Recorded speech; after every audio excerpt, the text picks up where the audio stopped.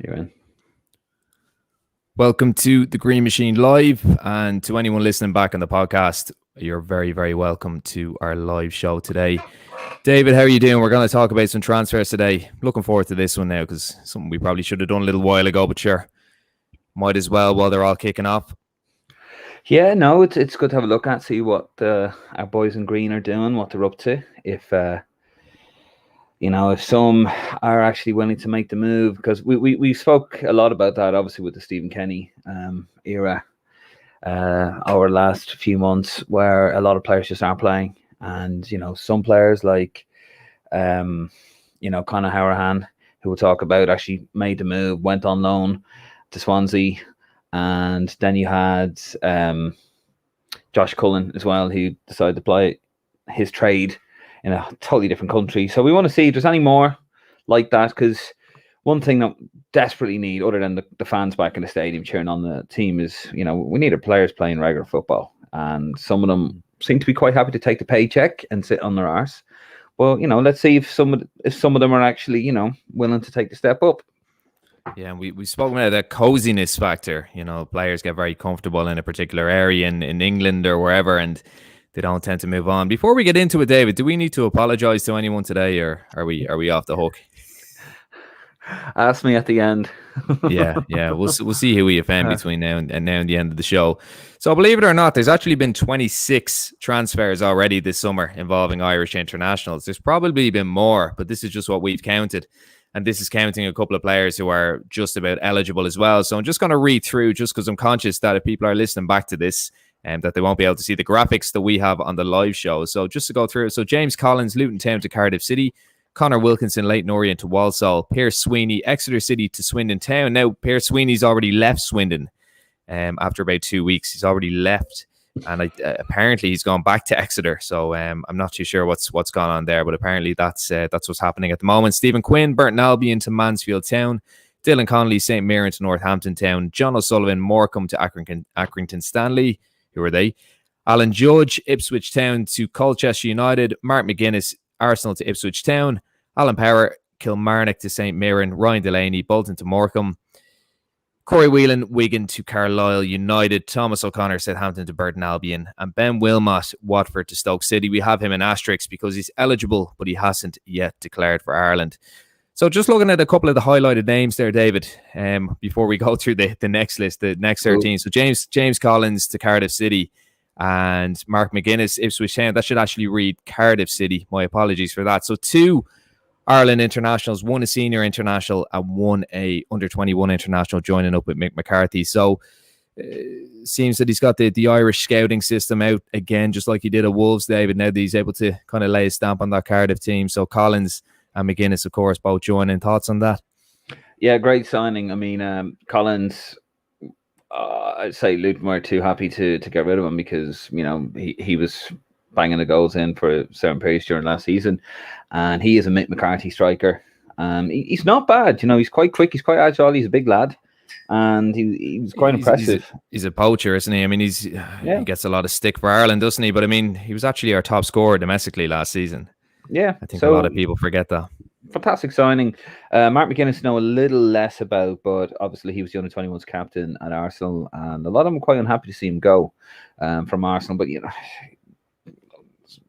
the days of the likes of Liam Brady, David O'Leary breaking in at Arsenal, they're long gone, unfortunately. So we only spoke about this with Sue Ronan a couple of weeks ago. Yeah. If anyone hasn't seen that, not to plug the episode, but if anyone hasn't seen that, we did talk to ex-Ireland international women's manager Sue Ronan, and who is an Arsenal fan, and she did say how when she started following the team back in the 70s and the 80s, tough little spell for her at the moment following Arsenal, but she did say when she started following them, there was a lot of Irish internationals, Brady, O'Leary and so on, Stapleton, where now it's not really happening for the Irish lads. There's always been young Irish lads at Arsenal, hasn't there? Probably the Liam Brady effect when he was looking after the youth stuff there. I mean, Anthony Stokes and Graham Barrett, Michael Bradley, and so on, so it's a shame because he was one that, I mean, on loan at Ipswich, I think a couple of things that stood out to people. He's very quick feet, doesn't he? He's got that kind of ball playing Rio Ferdinand kind of style to him, doesn't he? But really, really quick feet, really eager to get forward.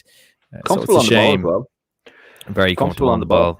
I don't think it's a bad thing. I mean, he's a young lad, so going to the championship, plying his trade there. Whether he'll be able to, whether Mick will want him playing the ball out at the back at Cardiff, I'm not too sure. Cardiff, Mick will probably, like last season, play a more direct style of football. So hopefully that aspect of his game won't be gone, because that is the modern style of football. That's the modern style defender, and that is obviously the way Stephen Kenny and hopefully any Ireland managers moving forward will want to play the football that way. So hopefully we won't lose too much of that. But he will certainly learn the dark arts, I'm sure, of defending from Mick McCarthy, the most fouling player, I believe, at Italian 90. As Mick McCarthy would say, you only get to be on that list when you play in a World Cup. So I think a good move all round. Good move for Cardiff. Good move for the player. And, he's gone down a level, okay, but he's got every chance to spring back up to the next level and beyond. He's at that age though where he has to get regular football, doesn't he? And sometimes when you're at a club where a manager played in the same position that you are, it's no harm. So we might get the second list there, David, just the second 13 players. I feel like Debbie McGee. A little bit more exciting, actually, this one. So first one there, we're going to speak about this one at length. So Nathan Collins, Stoke City to Burnley. Conor Shaughnessy, Rochdale to Burton Albion. Sean Williams, a good Malahide man, have to plug him. Millwall to Portsmouth. Aaron Jernan, Ipswich Town to Leyton Orient. Jack Bonham, Gillingham to Stoke City. Fiacre Kelleher, Wrexham to Bradford City. Jake Doyle Hayes, St Mirren to Hibernian. Gavin Bazunu, Man City to Portsmouth on loan. Tommy Hoban, Aberdeen, who's actually released by Aberdeen, to Crewe Alexandra. Armstrong Oko Flex, Celtic to West Ham United. Jake Doyle Hayes, he's down there for a second time, I don't know, so same here to Hibs. Ryan Burke, Birmingham City to Mansfield Town. And just today, Keane Flanagan, Crystal Palace to Barnet. Now, if we missed anyone at all, just let us know in the comments, it's fine, and we'll cover it. So, first one there, the most striking one, David, Nathan Collins to Stoke City. Thoughts on that? Yeah, from Stoke City. I mean, Stoke are having financial issues at the moment, and they would not really want to. I mean, most clubs in the Championship are having financial issues. Didn't really want to sell him. Really could have done with him with the Ireland team. Fortunately, he did have a very long-standing injury. Sadly, I think he was out for about 6 months, or he was out for quite a long time. So kind of from January, wasn't it? Yeah, it was a shame we didn't get to see a lot of him. I'm sure, obviously, Stephen Kenny would have given him a go. They were very, very reluctant to get rid of him, or not get rid of him, to sell him on. And Burnley are delighted with it. When it was announced on the official Twitter page, I was actually going through the comments, and they were all very positive. There were Stoke fans were saying, "Look after him, they love great him. player." Yeah, and Burnley were like, "Oh yeah, this is fantastic. More of this, please." So, really. Not a good side to get to. He will get game time. Sean Dyche likes Irish players, as we know. A couple have left, but yeah, he'll get a chance there, and hopefully, this will. I don't want him to settle at Burnley. The ability he has. Here's the thing, David. Because I mean, we mentioned that Sean Dyche likes an Irish international, and we've seen Jeff Hendrick go there, and we've seen Robbie Brady go there, and we've seen no development. So that's my concern. I mean, nothing against Sean Dyche as a team manager, but in terms of player development, and not just for Brady and Hendrick, but for a number of other players who've gone to Burnley, you don't see a massive amount of. You see them being a product of Burnley, and you see them thriving as a unit, which is the way a Premier League team of that level should be doing. It should be more about the system. I mean, we're looking at the Trapattoni here, aren't we, with the Manager Mondays, and it's about the system and about working as a unit. But sometimes, and this is no criticism of Dyche's success with Burnley, but sometimes you do sacrifice the player development. And even the likes of Dwight McNeil, who's a very promising young player, there hasn't been a huge amount of development in the likes of him. So when I see someone like Collins going to Burnley, it's great. It's great that he's going to be a Premier League player. As far as I know, he's like our third or fourth most expensive player ever, which is an achievement in itself. But when you see him linked with the likes of Arsenal, when you see him linked with the likes of Manchester United, now there is the argument that he mightn't develop at either of those clubs because he mightn't be playing. Yeah. But is there that little bit of concern that maybe he goes down the same route as Hendrick, he goes down the same route as Brady, and maybe we don't see him thriving or developing or moving his game onto the next level? There is, but you have to remember Nathan Collins is only 20 and he's got time to improve. The lad needs football. He needs regular football. So hopefully he's going to get that at Burnley. Otherwise, and I think he will, because otherwise there was no point in him going there, because he might as well stay at Stoke and continue his footballing education under a very, very good manager and very, very good player developer under Michael O'Neill.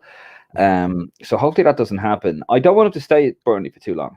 I think he's only going to go one direction, and that's up, not down. So hopefully he doesn't get cozy and comfy there, because Burnley aren't a club. They're not really going anywhere. They're sort of hanging around there, and they're going to survive. And they're relegation candidates for this season, certainly. Yeah, that can only be good for him as a defender. I mean, if you look at James Tarkowski, who it looks like he's going, it looks like he's leaving, and the likes of Ben Mee, and I know Kevin Long is there a long time. He's there an awful long time. He doesn't want to end. He's done really inconsistent game time, hasn't he?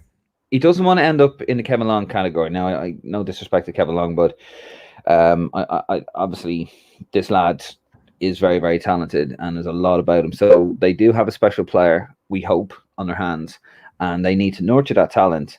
And hopefully he moves on, and it's just a step up the ladder. It's a stepping stone for him, because you don't want him going down the Kevin Long category. You don't want to go down Robbie Brady. But let's be honest, when Robbie Brady went there, I think he'd left Hull. He's a bit of a busted flush, unfortunately. And I think it was wasn't it Norwich? Didn't he do 6 months or 3 or 4 months in the Championship, and he came back and kind of from there. So yeah, no, Fanning, just a comment coming in. Just anyone listening on the podcast back, just a comment from Niall Fanning. So Dyche wanted to hold on to Hendrick rather, but he was out of contract and they couldn't afford to keep him. Newcastle offered him big wages and a signing on fee.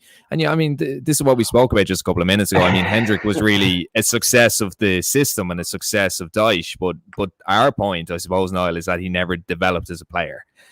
He did suit that Burnley system. He did suit the Burnley style, Sean Dyche's philosophy. but as a player, I don't think he developed. Nobody passes a ball 2 inches better than Jeff Hendrick. Just have you know. I mean, the fact that Burnley are trying to hold on to a player like Jeff Hendrick kind of goes to show you the situation, system or no system, Nick, but kind of shows you the state of that club at the moment. I mean, it will be good for him as a stepping stone. Sorry to any Burnley fans listening, but we don't want him at Burnley. You maybe want him there for maybe a couple of seasons, 2-3 years, and then you want him moving on to the next level. If he used to be that top player, you don't want him staying at Burnley, because he's just going to be fighting relegation. There will be no player development. He'll learn the dark arts. He'll learn how to defend.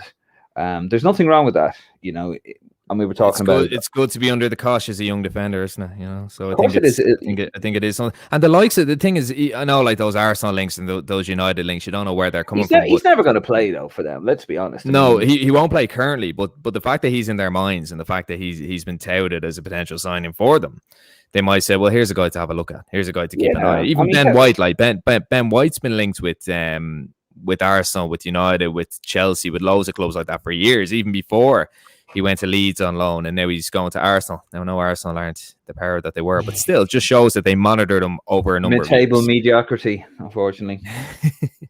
I mean, Burnley, I think they finished like it was comfortable in the end, wasn't it? I mean, they weren't too far off Arsenal, I don't think, in the league last season. Yeah, but it was touch and go. So I mean, I think that I don't like to see one of our players linked with like with an Arsenal or Man United, because let's be honest, they're just going into the reserve team. They're going into the youth setup. They're not going to get game time. They need to go somewhere like a Burnley, maybe Cardiff as well, and they need to prove themselves in the Premier League playing at another club. We saw it with Matt Doherty with Tottenham and Wolves. He proved it a very good Wolves side, actually. And then Tottenham, who were supposed to be fighting for the league under Jose, they got Matt Doherty. That's the route. That's how we're going to have to do. Because I think the days of the players going through the youth system into Liverpool, hopefully Queeve and Kelleher proves me wrong, but I think those days are long gone. It's just a setup, and it's the image of Irish football at the moment. There's a bit of and that's why managers like Dyche like to go for Irish players.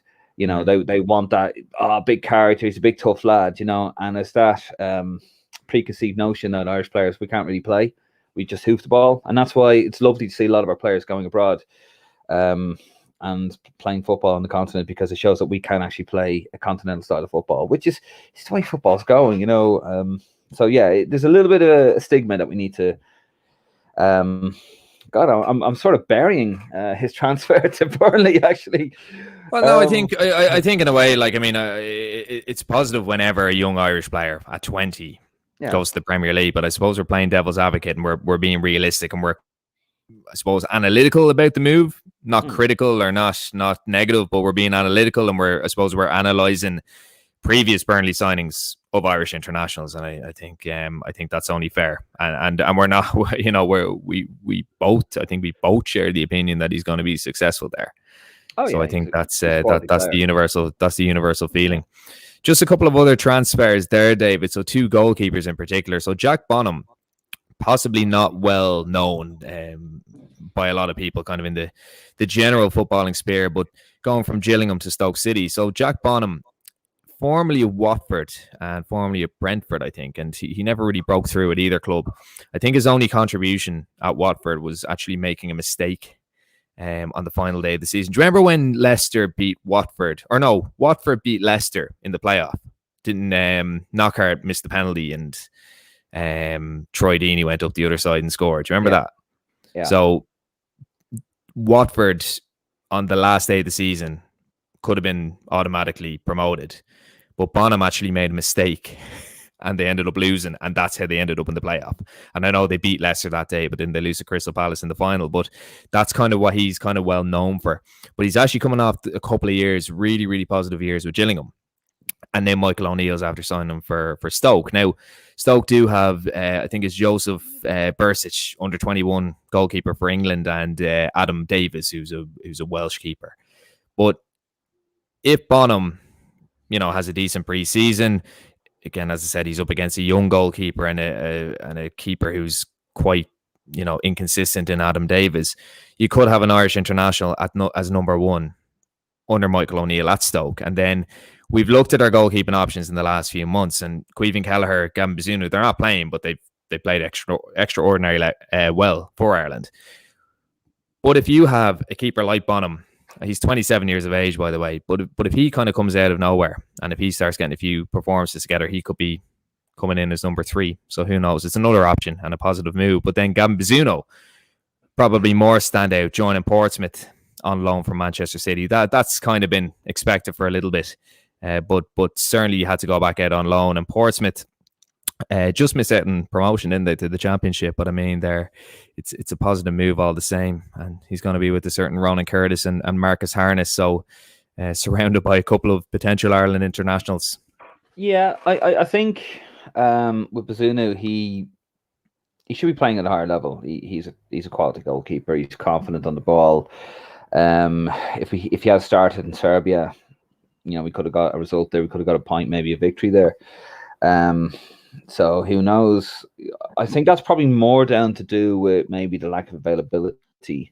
And I think he's unfortunate in a way because clubs seem to be less eager, shall we say, or less willing to put in a young goalkeeper. You know, like 27 for the other lad. Like he's still just a baby, isn't he? It's very rare that you see a club putting their faith in a young goalkeeper. They like to have somebody with an older head and shoulders. So I think he's a bit unfortunate. Well, they go younger goalkeepers, don't they? So I think when you look at a 20-year-old goalkeeper, it's almost like playing a 15-year-old midfielder or a striker. You know, 30, they're only sort of getting started. You know, 31 is sort of like, you know, he's for me, especially if you're or Martin O'Neill. If he's 40, he's the boy for me. Shay Given, not to get Shay. Although I did watch those 2 Euro 2012 matches, and Jesus Christ, but we'll talk about that later on. So I think it's a bit unfortunate they're Bazunu, but you know, okay, it's League One. Some people might look at that and go, "Oh, that's not really what," you know. It is a good League One side.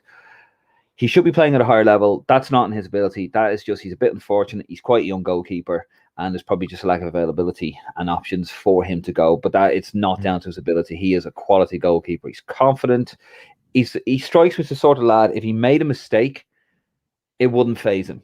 He wouldn't fall to pieces. He'd just go, all right, next. I made a mistake and it happens. He's got You that. can see you can arrogance. see evidence. You can see evidence of him being a solid pro already. Yeah. Just an interesting comment coming in there from Carl McCoy. So look at the Italian keeper, though, as the exception. So yeah, Donnarumma, isn't it? So there you go. I mean, it just shows that if younger goalkeepers are afforded the chance, and then they have every chance of success. Another player then, Dave, another young Irish player. So Armstrong Okoflex going from Celtic to West Ham United. And I suppose, I know we posted about this a couple of days ago, one of the overwhelming concerns. So going to a club where David Gold is the chairman, who wouldn't exactly be the most pro Irish man, and then you're going into an environment where you're training with Declan Rice and Mipo Odembeku, who haven't exactly shown a huge commitment to the Irish cause, have they?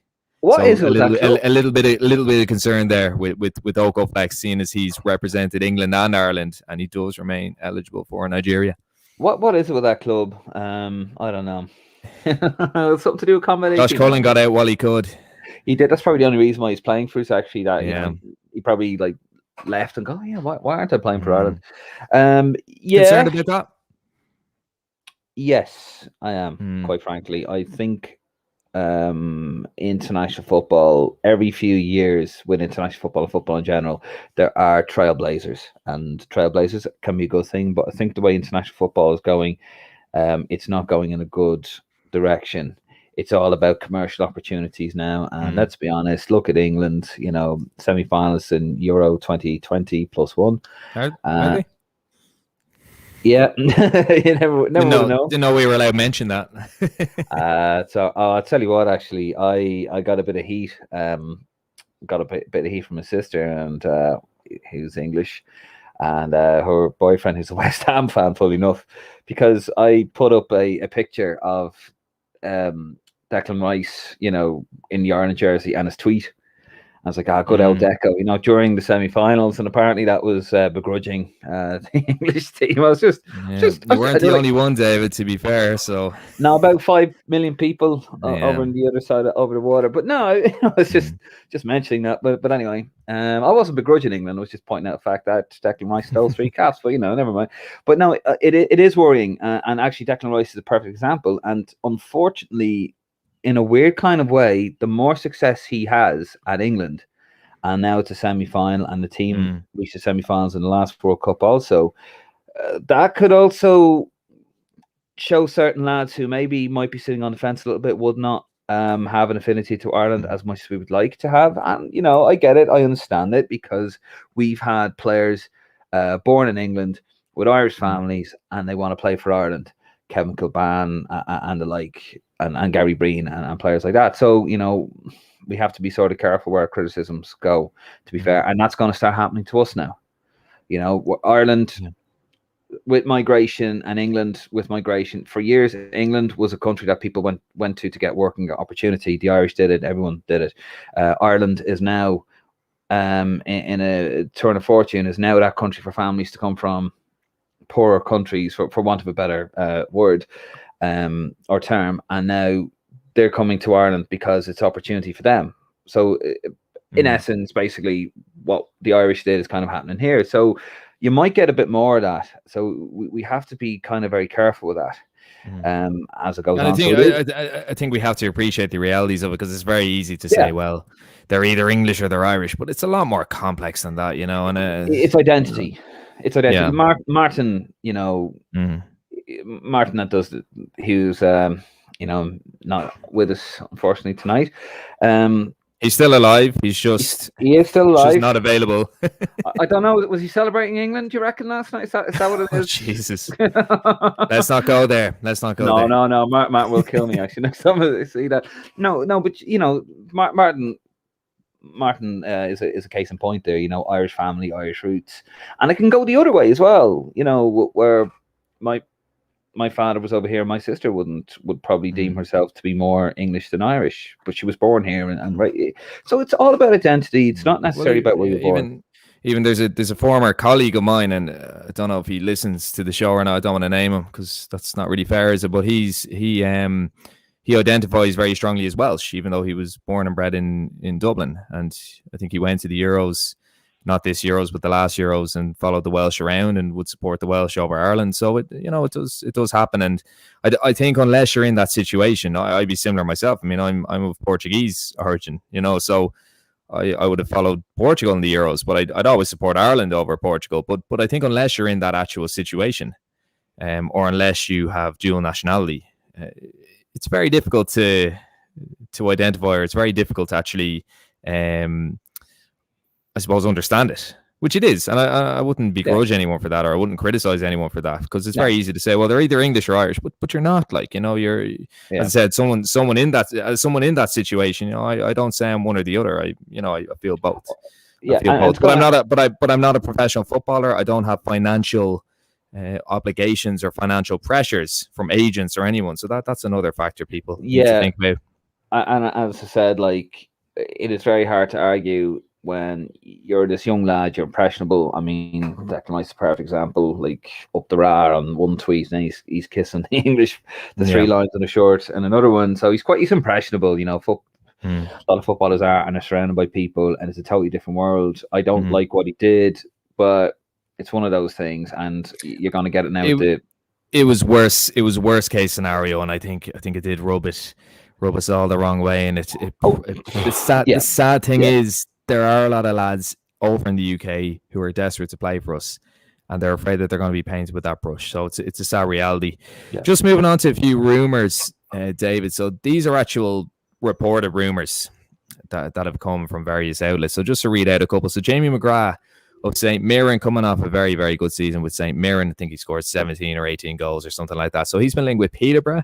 He's also been linked with Celtic. I think he's been linked with Hibs as well. So there's a few clubs that he's been linked with. Robbie Brady, free agent at the moment after being released by Burnley. He's been linked with Cardiff. He's also been linked with Norwich. He's been linked with Watford. So there's a few rumours floating around, but the last couple of days it has emerged that he's probably going to join up with Cardiff City. Shane Duffy, a lot of links with Derby, also a few links with joining up with Chris Hughton at Nottingham Forest. Jason Knight, just like Nathan Collins, has been linked with Burnley. James McCarthy, free agent at the moment, has been linked with Celtic. But those rumours have kind of been quashed in the last couple of days, because apparently Aaron Moy will be going to Celtic. So that means that James McCarthy probably won't be going to Celtic. And if I was James McCarthy, after getting so much abuse back in the 2000s, while playing for Hamilton, I probably wouldn't go back to Scotland either. And then Ronan Curtis has been linked with Blackburn Rovers, and surprise, surprise, he's also been linked with Cardiff City. So any there that stand out to you, David? I think a couple of them, like, I mean, the McGrath one, the Brady one, probably look fairly concrete. But apart from that, like, it's very difficult to know if Jason Knight will be going anywhere. Again, had a very static end to the season with Derby, and then Ronan Curtis, apparently in the last couple of days, Portsmouth have said that it's unlikely he's going to leave. So any thoughts on any of them you think are going to come to fruition or come true? I'm worried about the Jason Knight one to Burnley, because that's not what we need for a player playing in the midfield. He does not need to go to Burnley. I'm sorry, he doesn't. Whatever about a defender going there. Well, he'll be played all over the place, won't he? It won't be. I mean, the thing with Knight is, my only concern for Knight at the moment, and maybe this isn't something to be concerned about, this is probably a very positive thing, but he hasn't nailed down a position. I mean, he's played in the left, he's played in the right, he's played kind of as a central defensive midfielder, he's played as a number 10, he's played as a number 10 for Ireland, hasn't he? And he hasn't really nailed down a position. And sometimes that's good, because it gives you more versatility, it gives you more technical ability. But I mean, if he goes to Burnley, just like Jeff Hendrick, he's probably not going to nail down a position either. And then, Hendrick, that did affect his career. And Hendrick is someone who actually went from Derby to Burnley. Yeah, he did actually. No, I don't want him to go to Burnley. I don't want that. Yeah, and this is what I'm talking about. Will he move though? Because I mean, he didn't have a good end to the season. He might not have. Well, I think a lot of people. He showed his ability in an Ireland shirt, and he showed his ability. Wayne Rooney would have been raving about him. I'm sure. Like, he made him captain, didn't he, for a bit? Yeah. I mean, that club's a mess. They're facing disciplinary action for financial issues. They're a total mess. And that does affect players. Okay, that does affect players. That if you were in a job and you heard that your your club, or you don't know what's going to happen. You might be penalized. People might be getting, all this kind of that sort of stuff trickles down, and it does affect you. Because then you're thinking, God, like, will I have a future here, or I live in the area, I like the area. Do I have to move? So it does affect people, and I think a lot of people look at that. I really don't want him to go to Burnley. We do not want midfield players who are slightly creative going to a club like Burnley. Defenders, that's different. They can learn how to defend. They can learn the dark arts, then move on. You do not want him going to Burnley. It will be another, well, hopefully not Jeff Hendrick. I don't think it'll be that bad. I don't think he's going anywhere. You think he'll stay? But financially, stay, can they afford to keep him? Because they might. Well, they got off. Didn't they get off today or yesterday? So they got off today. Yeah, they got off. So it mightn't be an issue. But then again, they have financial issues anyway. But it's difficult, and doesn't he count as a homegrown player? So he might be very valuable to a Premier League team. So it's difficult to know. But I honestly can't, like, there's no club apart from Burnley. There's no club I look at and think they need Jason Knight, or they would be interested in Jason Knight. It's a difficult one. Unfortunately, because not in a bad way, but I think he's a very talented player, and he's still very young. I mean, he's a lot of development to do. But I think as Irish fans, we look at him and we think, well, here's a young guy getting first team football. But I mean, for every Jason Knight, there's about 5 or 6 other young lads getting first team football. I mean, is this Silby at Derby as well? I don't know his first time, but Silby, like, he's an excellent player. And I think if anyone is looking at a young Burnley player, they're probably looking at him ahead of Jason Knight. Now, we've had that kind of luxurious novelty where we've seen Knight play for Ireland and where we've seen him at his best and where we've seen him thrive at international level. Because the pace of the international game is very different to the pace of the championship. If anything, it's slower than the championship. But we've seen that he does have that creative spark. He does have that versatility. I mean, he played in the right wing against Andorra. And then a couple of days later, he played as a number 10 against Hungary, and he was excellent both times. So from us looking at it as Irish fans, we probably think, well, he'll go to the Premier League and he'll thrive and he'll get a move in the next little while. But if you're looking at the bigger spear, if you're looking at other players his age playing at a similar level, he's not exactly the top of the pile. He's near enough to it, but I don't think he's top of the pile. I think you need. I'd give him another. I'd rather him stay in the championship, play with Derby, and get regular football than just sit on the bench and maybe come on. He does not need to sit on the bench. Different with Collins, because I think he will actually get in there. As you're right about Tarasky, probably just butcher that name. I know West Ham will be chasing him for years. I just don't think he wants to move. I don't think he and his family want to move to London. I think that's the issue there. But money talks. So great opening for Collins. Will there be an opening for? Obviously, Robbie Brady is left. Yeah. But you don't want to go to. I don't want him. I don't want all. I'm sick, and it's this stigma with Irish players that they're only going to go to English clubs with a big gruff manager like Sean Burnley. Nothing against the club. We want to move away from that. We want to see our players going to a footballing, especially our midfield players going to a footballing team. And we want to stay away from that, because I don't think he'll go anywhere. If he goes to Burnley, he'll just end up getting lost in the shuffle, I think. So, just in terms of the other rumors, then, David, if we just have a quick little look. So James McCarthy, difficult one as well, isn't it? So a couple of free agents. So Robbie Brady, James McCarthy. Retire. I wouldn't be surprised if he retires, James McCarthy. Well, there is talk about him retiring from international football, which would probably make a lot of sense. It needs to happen. Look. I'm not gonna bash him, but it's ironic actually, because he should have been in the Euro 2012 squad. Yeah, you can't rely on him. His body keeps breaking down. That must be stressing him out, because he's like, I am available. Then all of a sudden he's not available. So that just retire from international football, give the other lads a chance, and just move on with your life. I think he'd probably retire. And the thing is, I know he's only 30. He's coming up to 31, but he's been playing first team football since he was 15. So I know a lot of people bash him and they say, oh, he's always injured and he's made of glass and all this kind of thing. But he's actually had a very fulfilled career. I mean, he played in the SPL, getting abused every single week for Hamilton from the age of 15 to kind of 19. And then he went to Wigan and was excellent for Wigan, was excellent for Everton until he started picking up a few injuries. But if you think about it, a lot of footballers get their first team break at kind of 19 or 20. So by the time they're 34, 35, they're retiring. He is his body is probably at the stage of a 34-year-old or a 35-year-old, because that's how long he's actually been in the game. Well, you look at Wayne Rooney, Theo Walcott, all these Robbie other players, Robbie Keane, they peaked far too early.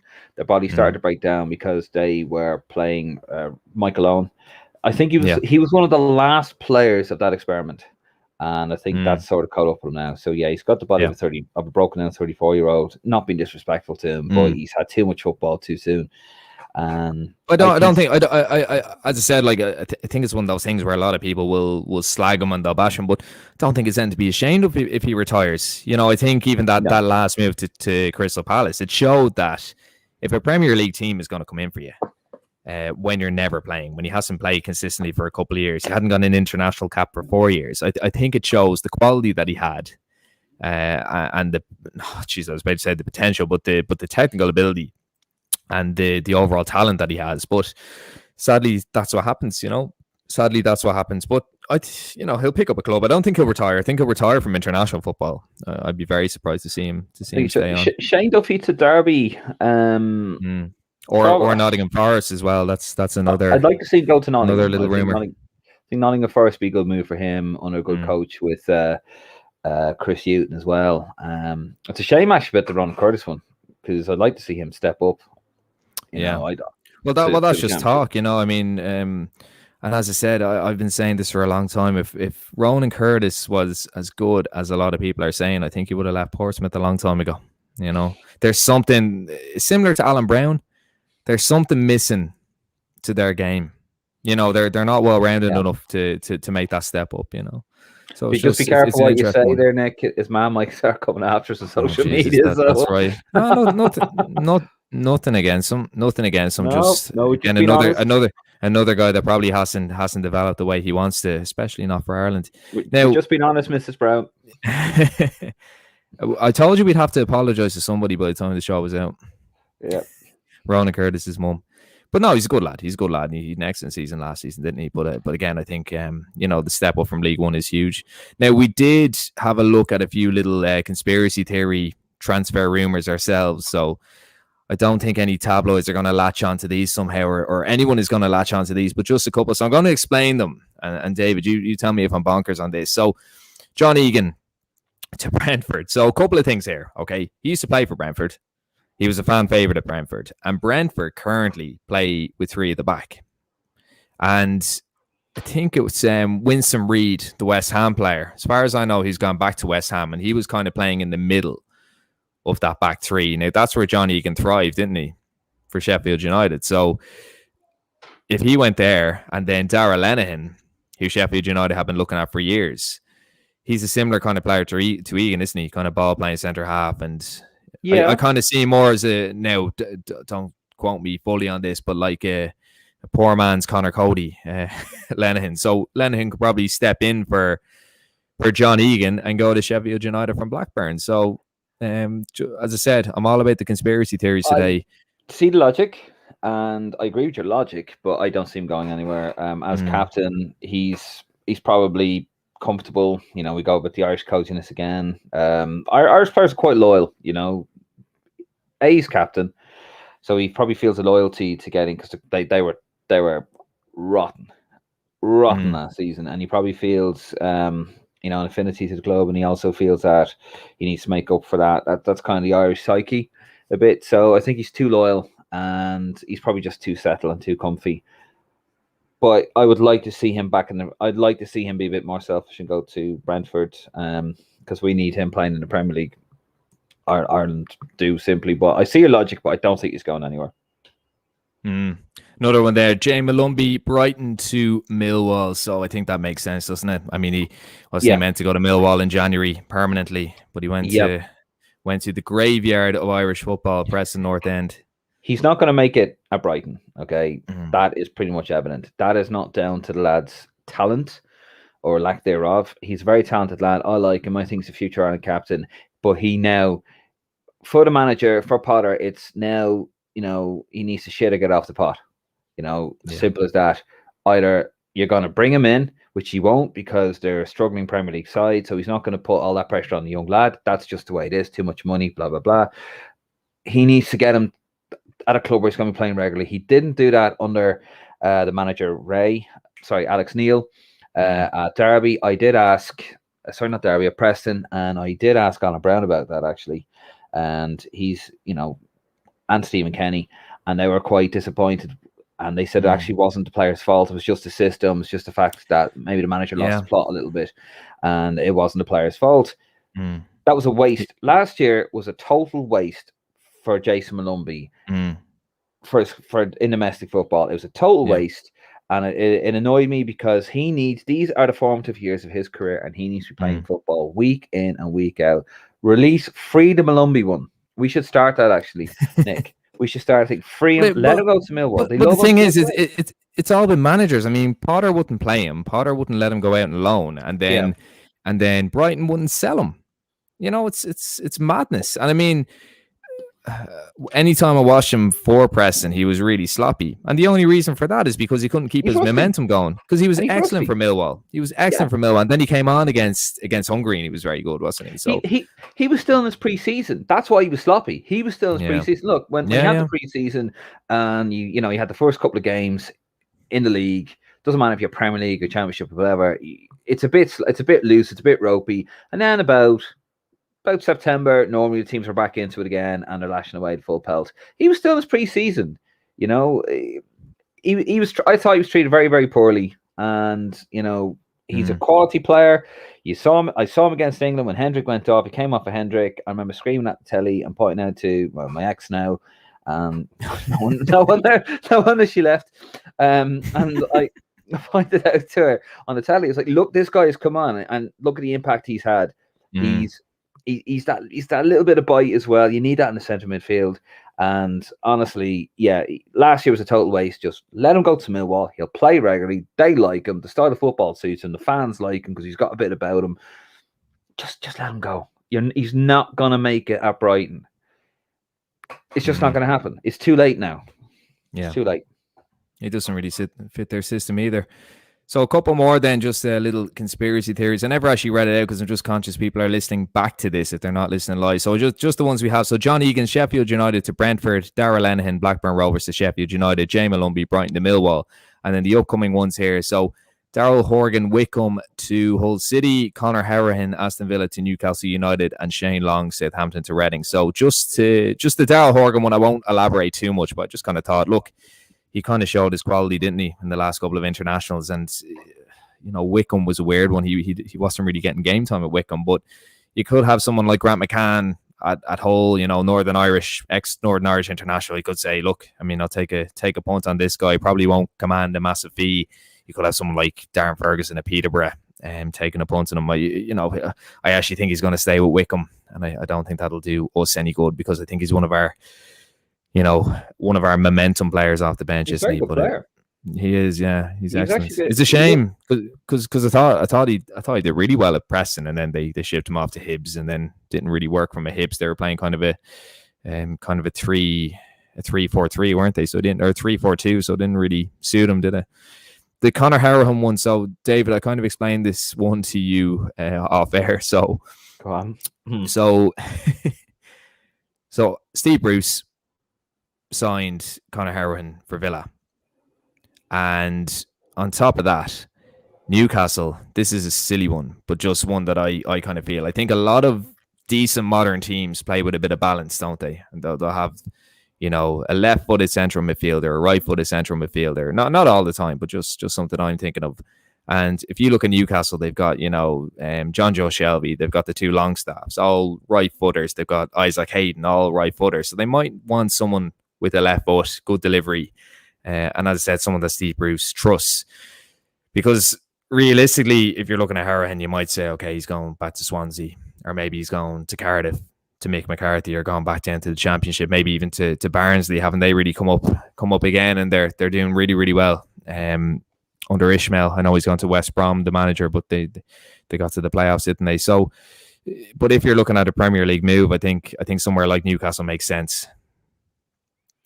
Yeah, just because of the Bruce link, and just because maybe he's a player that they could do with, just in terms of adding a bit of balance and something a bit different to their squad. it's that stigma again, though, isn't it? It's where we're going to, club, British manager, British style. Mm. And that seems to be where we're only going to get a break in the Premier League unless an Irish player goes up with the team from the Championship. Yeah, it wouldn't be bad. I mean, it'd be a good move, I think, for Conor Hourihane does have his qualities, dead ball specialist. He's a good footballer, but Villa fans love him. Like that's the thing. Villa fans love him, and didn't they sign Jesus, what's his name from Norwich? Buendino, or the Argentinian lad. So that's Hourihane done. And Sanson as well, the French lad. So they've signed 2 central midfielders since he's gone out on loan. Yeah, he's not coming back. The manager never trusted him, and he wouldn't play him. I think he'd play him for 60 minutes if he started him, and then he'd maybe bring him on. And sure, there was times last season I was banging my head against a brick wall with Kenny. Actually, our Kenny and Stephen Kenny. Why are you playing this guy? He hadn't played. There's Josh Cullen. He'd moved over to Anderlecht, and you're playing this guy constantly. And he does have qualities. He's very, it's always handy to have a dead ball specialist. The only thing I would say with that is that he can be a bit of a passenger, and they already have one passenger. We know who that is at Newcastle. Would the fans put up with that? Would they put up another guy who's not going to give you over 90 minutes? He's not going to give you a lot over 90 minutes. He'll give it to you in spells. I see your logic again, but if I was Bruce, I wouldn't be going with Conor Hourihane. He was brilliant, though, for Swansea, to be fair. He did have a bit of a point to prove, and it's not the worst thing for him to be playing in the Championship for a creative team. The Championship is still a very good level. Well, his stats there are through the roof. Like he's one of the. I think over the last 5 years, he's in the top 3 assisters. So I know. We can't be all about stats, but that does count for something at the end of the day. No. They do, but obviously with a pinch of salt, and you have to, the stats are Jeff Hendrick's friends. The pass completion, 2 centimeters. There's a pass, lovely. That's another one for the board. So there are, I do get what you're saying. I'd like to see him go to Swansea again and get him playing, doing what he was doing last season. Yeah, it works for him. It works for the club. It doesn't matter if he's playing in the Championship at this level. I'd rather him playing at Swansea, doing what he was doing last season, than sitting on the bench and then the odd little cameo. Just, I'm a Premier League player now. This is great. No, he needs to be playing. He wants to play, and I think he's been very open about that. So that's very professional. The same, yeah. And I just finish up on him. I was having a go at him and Stephen Kenny last year, to Kenny, and I was giving out about him getting games and not moving or whatever. But he did eventually. He bit the bullet, knocked on the manager's door, and fair play to him. And he said, "Right, I want to play. I want to go somewhere," and he got to move to Swansea. So all credit to Conor, and hopefully he goes back to Swansea, and he starts doing what he did last season, because he was tremendous, banging goals in, the assists. He was fantastic. He was fantastic. Yeah, absolutely. And the last one there, David. So Shane Long to Reading. Well, my logic behind this is he's probably going to leave Southampton, isn't he? And he started off at Reading. I mean, there's the argument I got lazy towards the end. Well, there is the argument that he petered off a little bit. He had all these things, and then I was like, fuck it. He played. He played. Who did he play for? Reading. Yeah. he could go back to Bournemouth, couldn't he? Or even Hull. It's interesting, but he has to go, doesn't he? He has to leave Southampton. I mean, he's well and truly out of the Ireland squad at this stage, I think. He probably staying the South Coast. I reckon he's staying the South Coast. I think Pool Town, I think. Pool Town, beautiful place. I mean, Bournemouth would be a decent play. Maybe get like a couple of years at Bournemouth and then just finish up. He'd be 37, 30. He's 34 now, 35, isn't he? He's 34 now, yeah. Yeah, I mean, at that stage, he's been living in Southampton on the South Coast. He's probably just going to stay there. At that stage, would you really want to up the family and move like to the north of England? Would he really want to do that on his own as well and say, right, like, you stay there and I'll live in the north of England somewhere or somewhere away from the family? You're at that age. Do you really want to do that? He's made his money. So maybe Bournemouth he'll go to. I couldn't see him going anywhere too far from the South Coast. He'll probably go within the commuter level. I doubt he'll go to the Premier League, No, because it's passed him by. He's had a good career, he's had a decent career. I think the fastest goal in Premier League history, if I remember correctly. Yeah. So yeah, I don't think he'll go to Reading. I think he will stay either on the South Coast, or he'll probably just retire. Yeah, interesting to see either way, because he's one of them that seems to be another favourite at Southampton, even though he doesn't score amongst the fans now, not amongst general kind of Premier League watchers and so on. So if anyone has any Premier League links or any Irish transfer links, just send them in to us and we'll give them a shout out on the show. But before we go, we can't leave you without a little throwback. So I might hand over to you, David, for an event that happened when I was 2 years of age. So I think it's better that you handle this as the senior in this episode. Cheeky bastard. I always have to throw it in, don't I? You do, the age thing. I can't help it, Nick. I can't help it. I was born. So today is the 4th of July. So anybody watching in America, happy 4th of July. Can't wait to get back over to America when all this nonsense goes away. Oh, hold on. We got a comment. Oh, thank you very much. Rishrad O'Halloran, apologies if I butchered that. Rishrad, so enjoyed the talk, fellas. Thank you very much, and thank you for the feedback. We always appreciate the feedback, lads, but to be fair, like we do it as fans. So again, there's been a couple of contributions from fans commenting in and giving us their views. So it's not just the two of us, it's also the fans who actually comment and contribute. So thank you very much to everyone, and thank you for the kind words as always. Yeah. Keep them coming, keep my fan mail coming. So yeah, on this day in 1994, unfortunately we exited the World Cup and we lost 2-0 to Holland. What is with Holland and eliminating us from competitions? However, yeah, definitely a bogey team. However, we had a goal, and in my opinion, wrongly chalked off. We talk about Paul McGrath, right? Probably the greatest player, ability-wise, to ever play for Ireland. He could do it all. He could defend. He could play midfield. He could pass. World class, like an absolute incredible performer. And he used to play in midfield. Jack played him in the midfield because he was too good to play in defence. And then as he got older, he played in central defence. But even at the age, I think he's like 34 here, and it's in the heat in Orlando. And even at that age, in a central defence, he still does this. In efforts to make his 62nd international, a most telling one. Jason McAteer here for Ireland. Facing up to Newman. Back to Hout. Up across to McGrath. Oh, what a goal by Paul McGrath.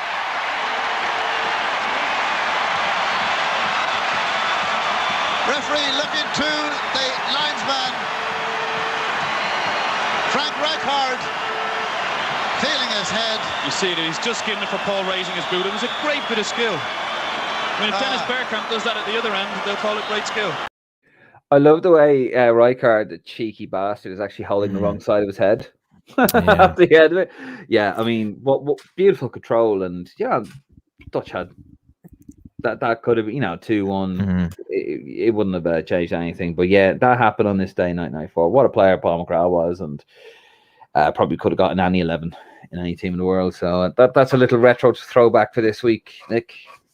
Yeah, we can't have a show without having a retro throwback. So thank you for all the contributions today. Hope you liked I hope you like my conspiracies. They're a bit out there, but are you ready for tomorrow, Nick? Yes, I cannot wait. So Giovanni Trapattoni part 3 tomorrow. So David has been studying very, very hard. He's actually got, so as you know, with all our Manager Monday episodes, David delves into the archives and tries to give us the most detailed episode possible. And sometimes that involves going through the pain barrier, doesn't it, David? You've been watching Euro 2012 back. And you've been getting quite a bit of abuse for it as well, for watching it back. We lost a follower who just turned around, and to be fair, a lot of people understand the spirit of it. Look, it's not a pleasant time of Irish football to look back on. Believe me, folks, I don't enjoy watching it. Yeah, but neither is World War II. Neither is World War II, but someone's got to do it. No, it was just. I mean, So yeah, it was the Croatia game, and I posted it up and I said, "Look, I'm going to watch this. Pray for me, basically." And then afterwards, I'm going, "Jesus, like this is bad." And one guy goes, "Well, consider yourself unfollowed because nobody wants to relive that shit." I was like, "Really? I was like, sorry, did I do a Bono and like force it onto your television? Like or came into your home with a shotgun and said, put that DVD on." And it's just yeah, some people out there. And then I had another bit of stick as well. Somebody said that because I watched the Spain game this morning, which was absolutely just painful to watch. And I just said, "Look, lads, that was painful." But I don't blame the players as much.